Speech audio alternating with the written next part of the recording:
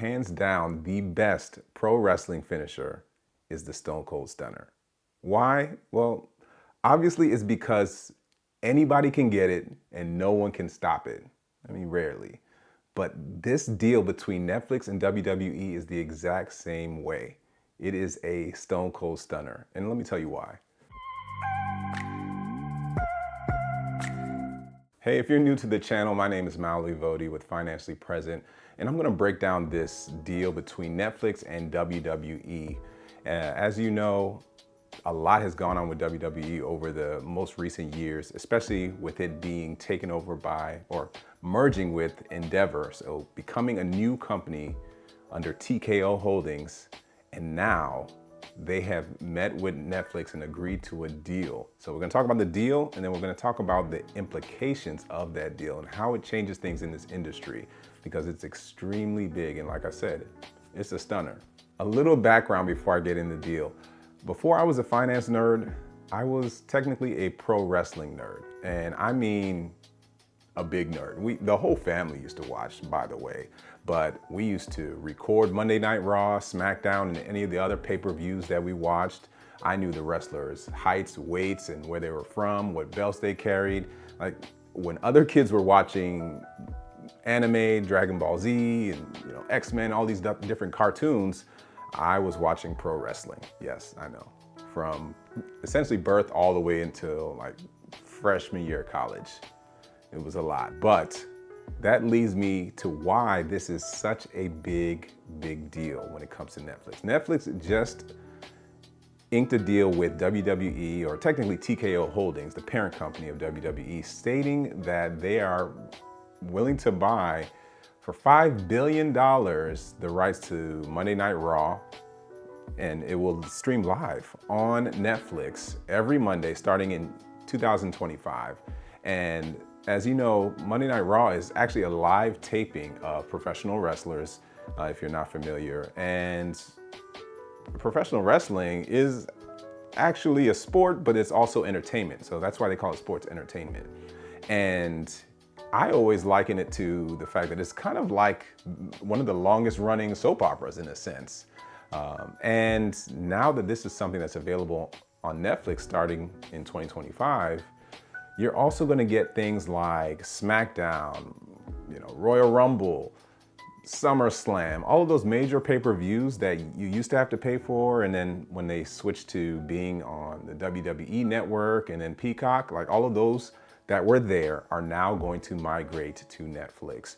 And any subsequent work like documentaries or movies based on the superstars. So it has some really big implications. So that's basically $500 million a year that Netflix is investing in the content of WWE. And you can see that it's gonna probably pan out into the actual content that WWE produces, because now they can seek additional superstars and all types of things. So you'll be surprised how this is gonna change the landscape. So now there are some pretty big implications, I'd say, that come with this, because obviously, the content that WWE produces can be controversial at times, especially if you grew up in the era that I did, which was the Attitude Era. So this is where you had superstars like Stone Cold Steve Austin, Bret Hart, and Shawn Michaels, and The Rock, and all of these really great superstars. And sometimes they did some really controversial things. And that's also because they were on a televised network. But we know Netflix almost knows no bounds. You can watch literally anything on Netflix. So I believe that one implication is that the content, they're gonna have a little bit more wiggle room with what they're gonna do. So maybe it might even be more controversial, or they might push the envelope more, I believe. So who knows, maybe I might start watching it some more, I don't know. The second implication is that this deal, this $5 billion deal, sets the precedence for other additional deals with Netflix. Just imagine that other platforms or content deciding that they want to put themselves in front of a new audience and be exclusive to Netflix only. And this has set the price tag. We know that this is the price for, I would say, relatively unique content, because again, with the WWE, over the years, they've accumulated other brands as well, like WCW, ECW, all of these other different brands. And they even have their own farming brand of NXT. So there are different ways that they produce value for Netflix. Any other offer like this in the future with Netflix has to present similar value or more to get a comparable offer. So now the benchmark is set, and it puts other brands on notice. So other networks that, maybe they have a deal that's going to end within the next couple of years, they need to make sure that they maintain these relationships with these companies to make sure that they can continue to produce their content on that network. Otherwise, they're going to lose subscribers, or they're going to lose viewers. Another implication is the new audience potential. So Netflix has about 250 million subscribers globally.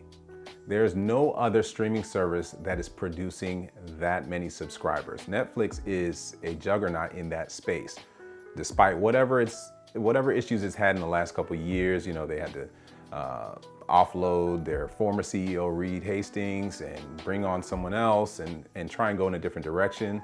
This company, Netflix, also said at some point they would never, ever have commercials or ads on their program, but most recently they have. And now that's actually given some newfound hope that they can have some revenue being generated.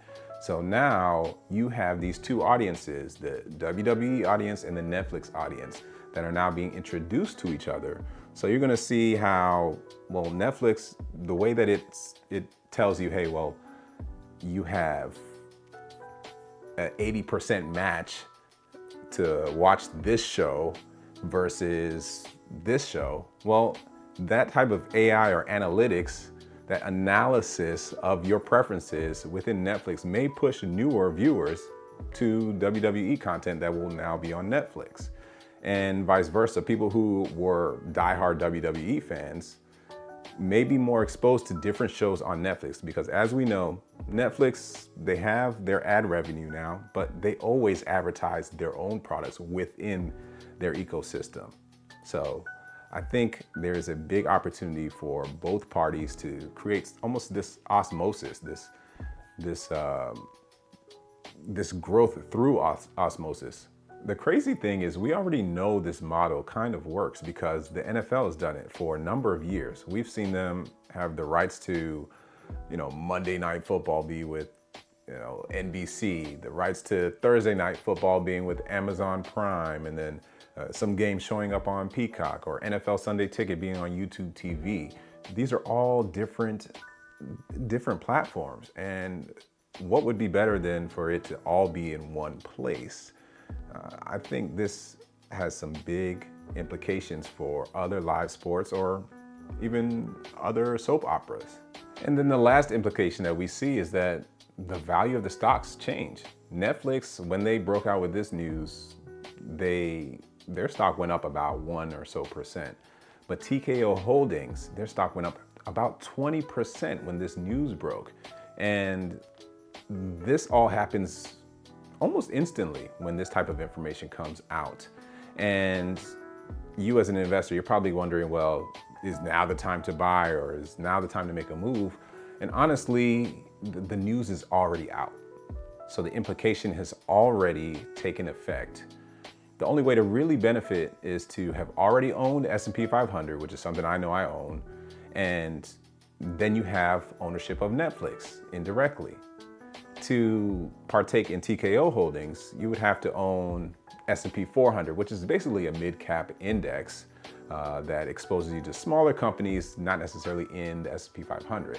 So news like this is just a subtle reminder that you need to be invested at all times.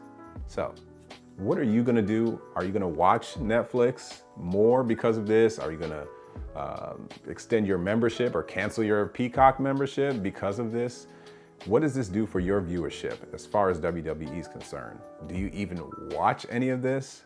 I don't technically, but I do keep up with it on social media, and I'll flip to those channels every now and then. But again, this is the first time in 30 years WWE won't be on a regular television network. So it is pretty big as far as this is concerned. And I think it's gonna set up things for many other sports.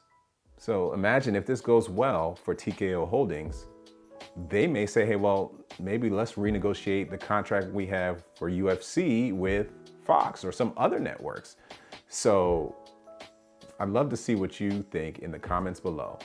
And until next time, stay present.